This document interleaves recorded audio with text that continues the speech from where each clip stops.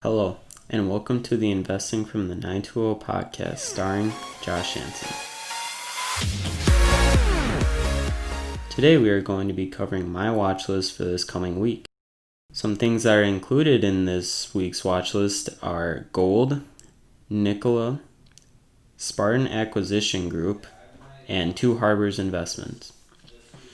So to start, the top news stories from last week covering my watch list for this week. So to start, gold reaches an all-time high in its intraday trading at $1,983 per ounce of gold. Now, I actually owned an index of junior gold mining companies titled JNUG. And you might be asking yourself, what is an index? An index is a group of companies that are included into one share where you can invest in, and they use that investing money to spread out to the companies for them to use. So I actually sadly sold too soon before I thought the gold boom was coming to an end. I could have actually made double what I made, but in the end I was actually happy to sell the stock at the time I did, because I used those profits to buy a call option for a stock which I will be covering later in the podcast. Another big news story is how the electric vehicle making stocks have been on an absolute tear for the last month, but now we are seeing a little bit of a cool down.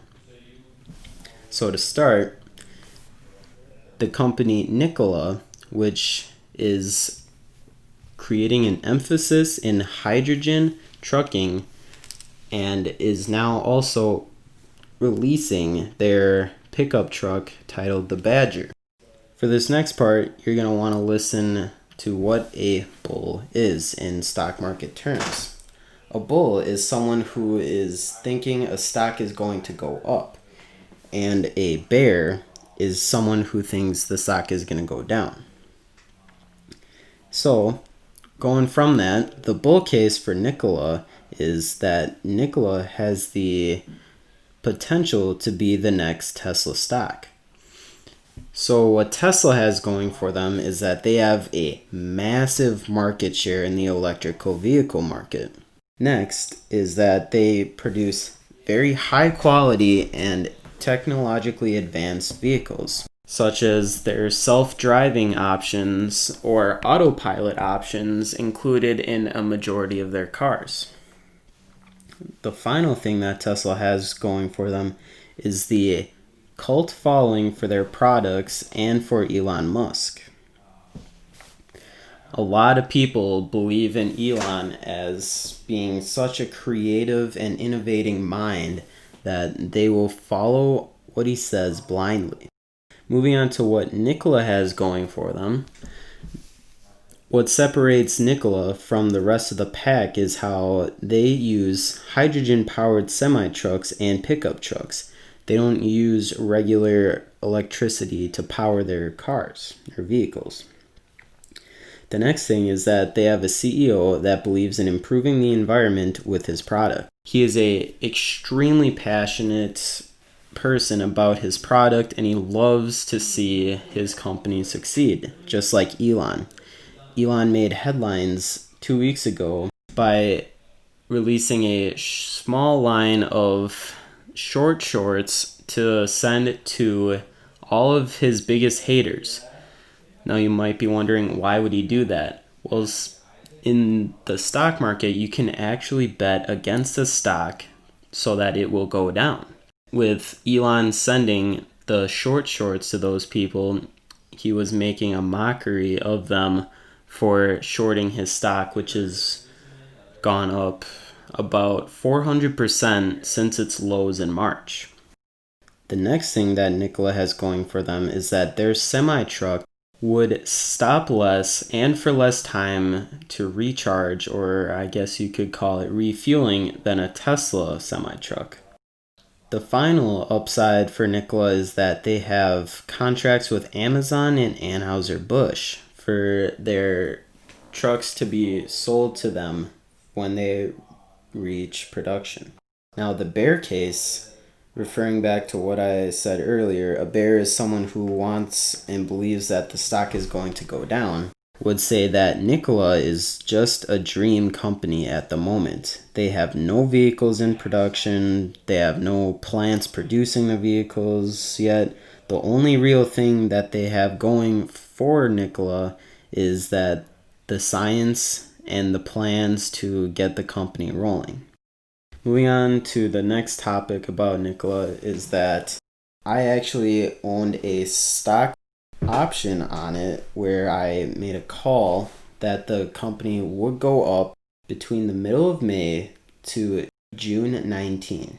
So on June 3, which it had its reverse IPO, where it used a already publicly traded company to make its debut on the stock market, it IPO'd at a price of $35.57 a share to a high of $93.99 later that week, and just recently back down to $30 a share. This is the craziest price action I have seen out of a stock in a very long time, which is good and bad for its investors. From owning the stock option, I actually made over 1,000% gain in that time frame of May to June 19.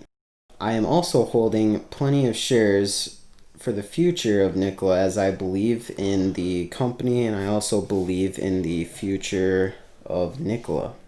Its top news stories for this week is that it has an earnings report coming up, but since it does not have any revenue coming in for the company, it will most likely only be a guidance report instead of an earnings report. The guidance for this stock is a major key because if their plans are moving along on track or faster or slower, it could cause a major price reaction in the stock. Moving on to the next stock on my watch list is Spartan Acquisition Group. So a little bit about Spartan Acquisition Group is that it is actually in talks with acquiring the luxury electric vehicle maker Fisker. Fisker specializes in the high quality electric vehicle market, and they also claim that their model, the Ocean, is the world's cleanest or greenest car on the market. The recent news on this company is that the company dropped significantly on Friday, about 10%, because the company hit a snag or a bump in their deal with Volkswagen to use their electric vehicle platform. Now you might be asking yourself, well, what does that headline mean? To break it down, it means that their deal was supposed to lock in components of their production with Volkswagen. Now, more aspects of their production would be to lock in their costs, the production capacity, and their production timeline. Moving on to my final stock that I'm going to be covering in this week's podcast, and that is on my watch list, is Two Harbors Investment Company. This stock is an REI and has been taking a beating since the economy tanked from the coronavirus. You might be asking yourself, what is an REI? An REI is a company that invests in real estate, or to use their acronym, a real estate investment company. So while the broader market has seen a recovery, REIs are still lagging behind on the recovery. Now this is due to the fact that many people were not able to pay their rents or mortgages. Now the real main reason I invest in TWO is their dividend. A dividend is what a company pays to its investors for just owning shares in the company.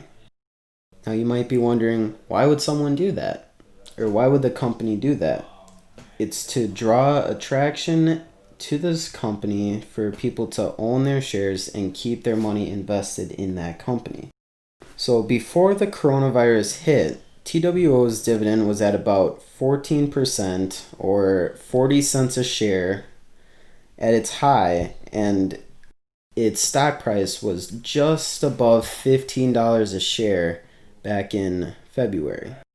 But since then, it has slowly recovered after dipping down into the $2 and some odd cents range, and is now sitting at about $5 and some odd cents per share. But its dividend has actually been slowly recovering also. Dividend payouts aren't a locked-in cost. They are able to fluctuate just like the stock price. So TWO in its first quarter gave out only a 5-cent dividend, which is much lower compared to what it was in the fourth quarter of last year. Now, in the second quarter, they just paid out 14 cents a share, which is good news for the company to show that they are doing all right and not looking to go bankrupt during this time period. What is incredible about stocks with large dividends is that if you choose to use dividend reinvestment, it is really just compound interest. So what that means is that the number of shares you own will receive a payout for the number of shares, and if you choose to reinvest that money, you will have more shares, thus receiving a larger dividend in the next dividend payout. It is truly one of the glorious cycles in the modern day economy. To put this into perspective, if I were to invest $3,500 into TWO tomorrow, or Two Harbors Investment Company, and hold it for 40 years, my position would grow to a value of $79,185.88 just from the dividend reinvestment program. Now, this is calculated without any growth of the stock over the next 40 years, which is highly unlikely. So to calculate it with about an annual 5% growth of the stock value, the position would actually be valued at $98,310 in 40 years.